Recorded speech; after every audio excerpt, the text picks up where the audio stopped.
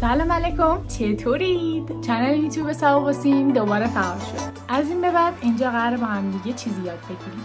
ویدیوها رو طوری براتون میذارم که مناسب کسایی باشه که یک میخوان برن پایه دهم و انتخاب رشته دارن، بچه‌ای که دهم تا 12 هستن و حتی بچه‌ای که 12 و میخوان انتخاب رشته دانشگاهشون رو انجام بدن.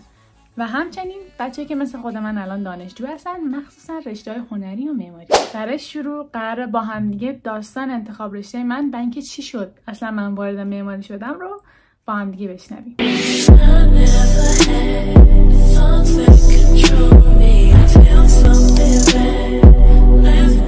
داستان از اون جایی شروع شد که من انتخاب کردم که برم حقوق و پدر من با این قضیه موافق بودن، به خاطر دلایلی که میگفتن من فن بیان خوبی دارم، خوب میتونم بقیه رو قانع کنم و حالا لطفی که به من داشتن با این قضیه موافق بودن. اما مادرم مخالفت کردن، گفتن تو یه آدم هنری هستی، برای چی میخوای بری توی رشته به این جدی و خشکی؟ منم یکم بیشتر تحقیق کردم، با چند تا از وکلایی که میشناختم و پیدا کردم صحبت کردم.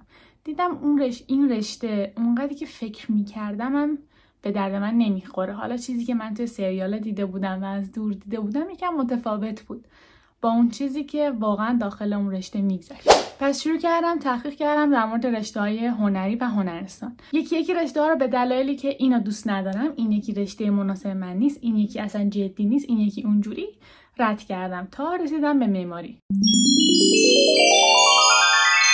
معماری هم اون فاز هنری که من دوست داشتم و داشت، هم اون پرستیژ و جدی بودنی که همیشه دلم از رشته‌ام می‌خواست داشته باشم. بیشتر تحقیق کردم و همچنین هنرستانی که توی شهرمون این رشته رو دارن رو پیدا کردم. رفتم، پرسیدم، گشتم، دیدم و اینها تا رسیدم به هنرستان رفعتی. هنرستان رفعتی رو قطعا اگه پیج منو فالو داشته باشید زیاد دیدینش، چون ازش زیاد پست گذاشتم. من رفتم هنرستان رفعتی. اتفاقی که افتاد این بود که من چون دیر اقدام کرده بودم، یعنی این پرسجو و سرچ و اینها یکم طول کشید، وقتی رسیدم که ثبت نامه‌های هنرستان رفعتی بسته شده بود و ظرفیتشون تکمیل بود. رفعتی برای ورود و ثبت نامش یه آزمون رو از بچه‌ها میگیره. آزمونی که حالا بچه‌ها سنجیده میشن که کی بهتره که وارد هنرستان بشه. من به اون آزمون نرسیدم و تنها شانسی که داشتم نمرات خوب کارنامه‌ام بود. نمرات کارنامه‌ام و 3 سال اخیرم خوب بود خیلی. تنها درسی که یکم نمراتش از بقیه نمراتم، مثلا بقیه همه رو 20 و 19 شده بودم، ریاضی رو 15 شده بودم. کلا از بچگی با این درس ریاضی یکم مشکل داشتم، نمیتونستم بفهممش کامل. اون روز خانم ابراهیمی عزیز مدیر گروه معماریات توی رفعتی اومدن با من صحبت کردن، گفتن سبا ببین، معماری رشته‌ای که توش ریاضی داره، توی کارنامه تو ریاضی از بقیه درس‌ها نمرش پایین‌تره، مطمئنی که می‌خوای این رشته رو انتخاب کنی؟ و من خیلی مصر گفتم بله همین می‌خوام. مطمئن؟ بله همین رو می‌خوام.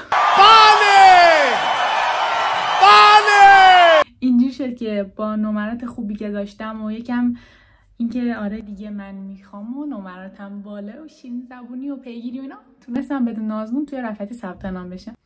گذشت و من 3 سال توی رفعتی معماری رو خوندم، نمرات خوبی گرفتم تا رسید به انتخاب رشته دانشگاه.